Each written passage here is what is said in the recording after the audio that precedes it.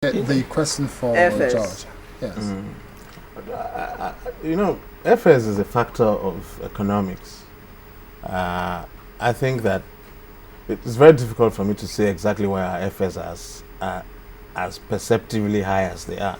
Are they perceptively or they are actually very high? We have to say it's perceptively because we don't know in reality what the cost structure of our domestic carriers really are. So we do not know whether they are playing us by charging what they're charging and yet perpetually complain about the fact that they have serious cash flow problems, etc. Or whether they are really charging us, trying to charge us a rate that allows them to break even and make a profit. That's why I call it perceptively. If it's 35,000 naira, Lagos to Abuja. Is it because the airline feels, let me milk these people?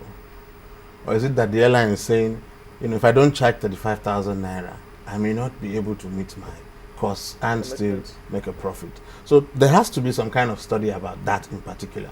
But I do know, though, that as we get more efficient in how we procure aircraft, and if we have, if you have a fleet of aircraft that you have procured on terms that are hugely more advantageous to you than the next airline, you already have a huge competitive advantage. You can charge 25 or 20,000 naira for your because that's one of your major. In fact, that's your major cost element. And then you start adding on the other things like fuel and your crew and your salaries, etc. But you can imagine the difference it will make to an airline that has 6 aeroplanes now. If it could refleet and have another 6 aeroplanes that cost half of the price it pays for those 6 aeroplanes, it's an immediate relief that we can capitalize on in terms of competitiveness of pricing of the ticket. So this intervention is something that Nigerians should look forward to. Look forward to. Absolutely. First of all, I agree. It's a factor of demand and supply. It's economics. That's one.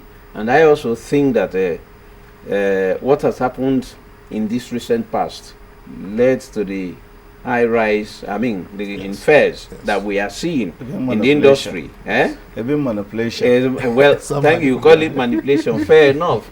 That is why I say, I also say, when we had problems about safety, we cried out in this country.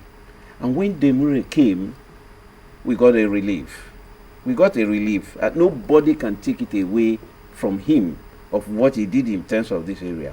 That's why I'm crying for me about economic regulations. Yeah. The research that should go into what will it cost to operate effectively a 737 on this route is something the economic regulation department will do a study and say this is it because it's part of consumer protection. Central Bank is doing some of these things with the bank. So it behoves NCA as the regulator to have this kind of research and say, look, my friend, what you're charging, you can meet and then look, what you're charging is not fair. This is what it should be. This is what should be. These are all your costs. And that's why I think I keep crying that they need to step forward. What they did in the area of safety regulation, let them go and do it in the area of economic regulations and consumer protection. Yes. And then when airline is behaving, you have an NCAA consumer protection officer in the airport to immediately go and say, look, you have stayed 2 hours, you've delayed your passenger 2 hours, you must serve them refreshment. Exactly. That's it. Don't wait for the passenger to go and enforce it. I can say, as he said, that a few months ago, the consumer protection unit are doing that. If your departure now is, for example, 1 o'clock, and after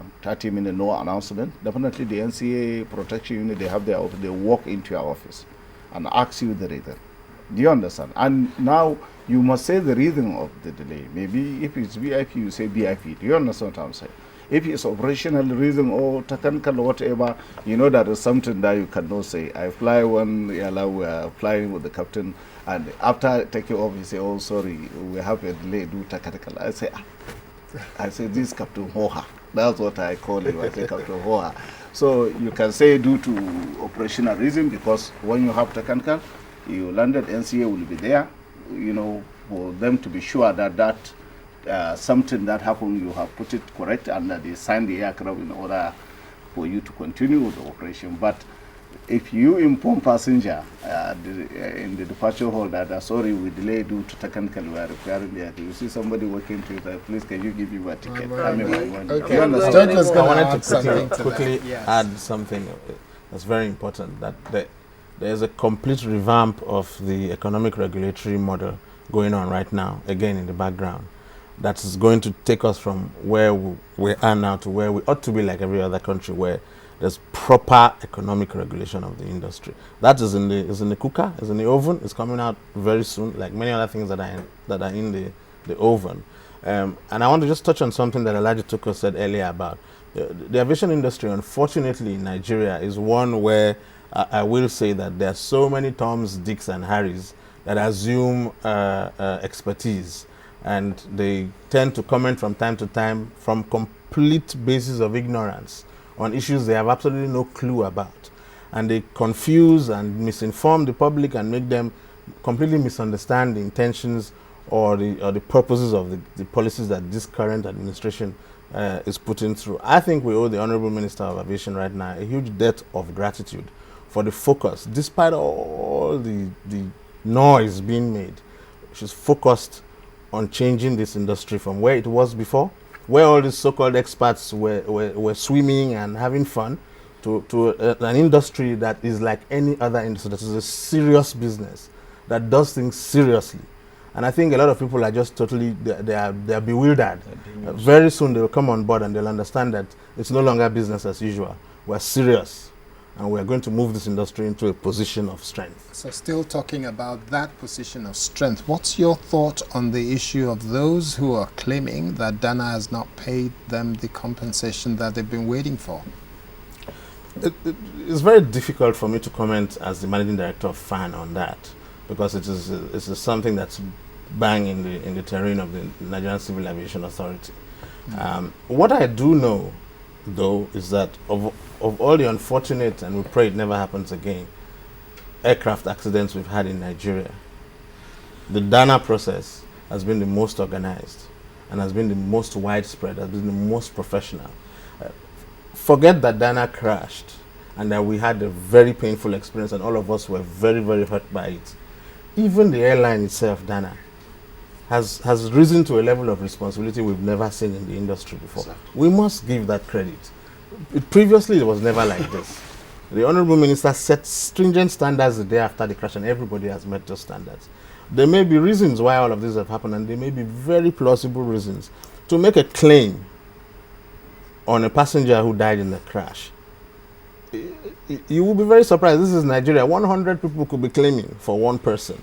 There's a stringent process to get to the point where there's an official payment. And these are the issues. Let me add to what it would have to be your final word, because we've got to wrap up now. So your final word you can add to that. Okay, so what I want to add to that is, Nigerian factor. What I mean Nigerian factor, I want to fly. Just call somebody you know in the airport, and he want to buy a ticket. Give us your phone number, and he give his own phone number. Do you understand? Instead of the passenger. Yeah. And all what you need to do, you come and collect your ticket, you just, because we wanted to come on time. Do you understand? And this another factor. So if they are going to contact somebody, definitely they will start from there. But I can assure you, we have a crash in this country whereby some people even doesn't get their money up to today as I'm talking to you. So the airline remain where they are. Do you understand? But now, today, you have an airline that has an accident and pay about over 80%, and the rest, they are doing it with the state government, verification and so on. Verifying the names and the other. So, as he said, really, this is the first time we have seen this kind of a thing in this country. And I hope that they will fast track. I feel that they should try. The government have to assist, especially Lagos State government to assist. NCA have to get involved seriously to make sure that it has fast track. Okay. Everybody gets paid. All right. And your last we word, have to please. go. Yes. Thank you. My last word on this is that I think that I know that we are moving forward. We're marching much more forward than we ever thought in the industry before. And it's a good thing for us in Nigeria. We should key in what is happening. We are bound to make a critique of what is happening and say, look, in a way to fine-tune this or that. In the process of doing something, there are places you can fine-tune. rather than coming out and saying nothing is happening or whatever. And then I think also in terms of who you engage to talk, like he was saying, watch and take care. People have different competencies in certain areas. Somebody came to during the Dana crash and say, imagine that aircraft I had took off with one engine from Abuja, which is impossible. With the load, no airline, the thrust you need to lift up, you need the two engines functioning. But that man is somebody who is respected by everybody, who they believe know.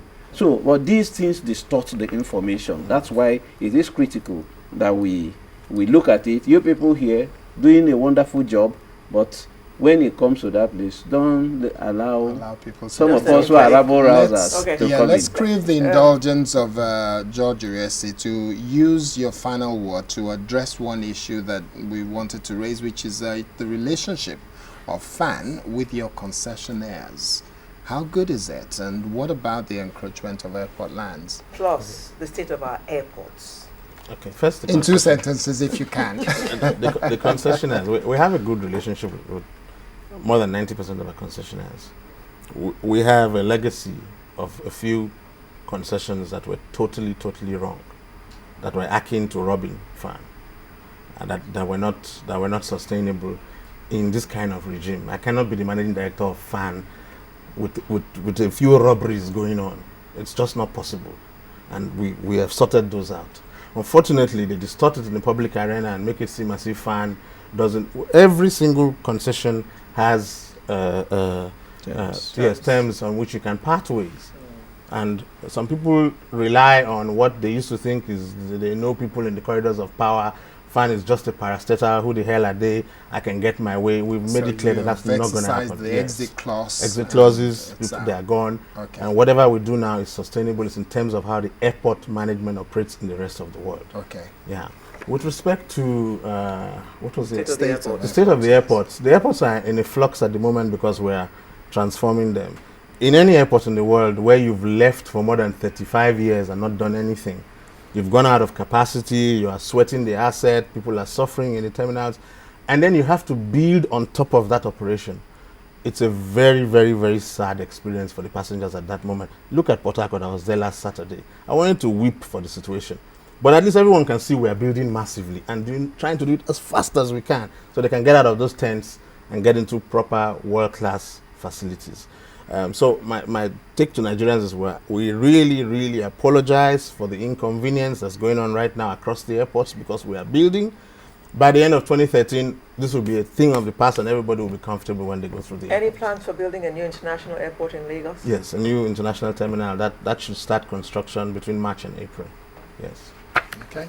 All right. Thank you very much, gentlemen. We have had a lot of information given to us, and hope that you at home also got satisfaction for all the questions that you had in mind, and on your behalf and ours as well. I'd like to thank our panel, Mr. Mohammed Tukoro, Assistant Secretary General, Airline Operators of Nigeria. Thank you. Mr. Chris Aligbe, an aviation expert, as well as Mr. George Uriesi, Managing Director of Federal Airports Authority of Nigeria. Thank you all, gentlemen, for coming to share your insights with us this morning.